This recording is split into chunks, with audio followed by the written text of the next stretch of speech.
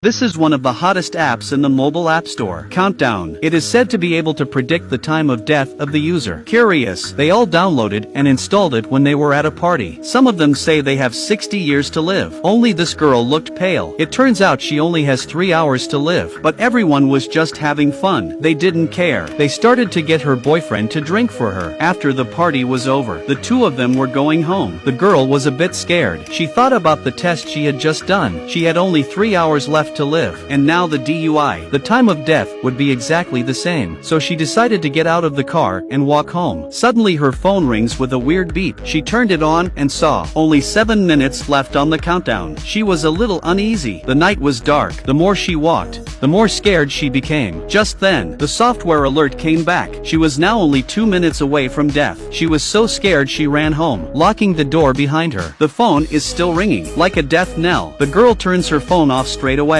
ready to go to the toilet for a glass of water to calm down. But then she feels something behind the shower curtain. She slowly approaches. She is about to reach out and pull the shower curtain. Suddenly, something pulls her up to the roof. By the time she fell, the countdown was at 0, and with it, her life ends. At the same time, the drunk driver's boyfriend did get into a car accident. The boy opens the creepy app on his phone, showing the nurse Amy the bliss, and explained to her that he only had 19 hours left. If his girlfriend's death was not an accident, then he was going to die too. But Amy didn't believe him, reassures the boy not to think otherwise. She also talked to her colleagues about the incident. Two curious colleagues immediately downloaded this countdown app. The results showed that they both had over 50 years to live. Everyone laughed it off. After work, Amy couldn't resist her curiosity. She also searched for the app on her phone. She didn't think twice about it. She registered her information straight away, and she found out that it showed that she only had 2 days left to live. Although she didn't believe it, but she still felt vaguely uneasy. On the other hand, before the boy who had been in the accident went into surgery, he turned on his phone again. He saw that there were only 3 minutes left. That meant he would die in the operation. The boy knew this. He decided to run away. The boy walks around the corner to the hospital. He feels something in the mirror, but when he looks back,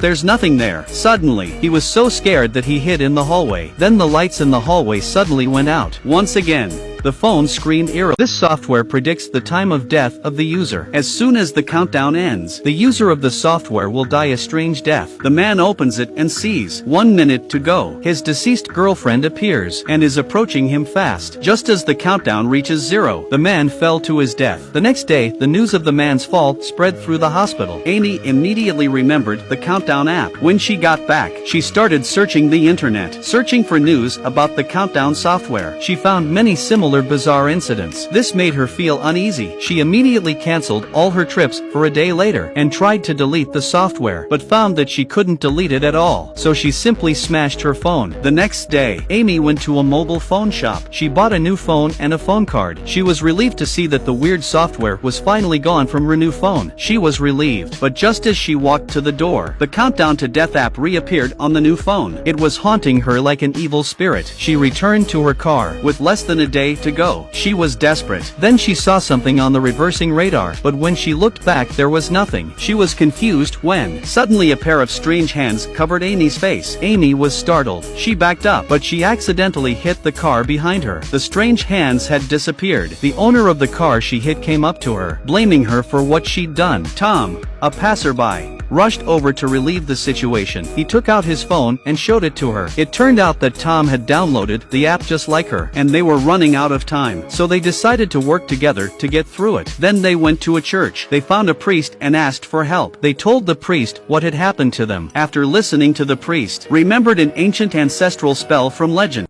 It allows people to foresee their own death, but if people try to get rid of it, they would attract a terrible demon. It would end in misery. But what no one could have imagined was that this curse would now become a piece of software, a demon-run software. Tom's face was full of confusion. The priest reminded them to break the curse. They could get a hacker to break the software. Then Amy remembered that the owner of the mobile phone shop was a techie. They rushed to the mobile phone shop. They offered the owner a high price to break the software. The boss hacked into the back end of the software. They found out that the back-end file was over 60 gigabytes. They saw everyone's life expectancy on it. It was like a book of life and death. Amy accidentally saw her sister's name. Her sister was even more unlucky than than she was. She was going to die a few minutes earlier. Amy was very worried, but the phone shop owner calmly began to calculate the numbers on the code. First, he added 60 years for himself, and sure enough, the number on the phone increased too. Then he helped Amy and the others. And then he added decades for Amy and the others. Tonight was crucial. Both of them were scared, so they decided to live together for one night. Until Amy went to bed at night. She thought at first that it was Tom who had his arms around her. But then Tom came through the door.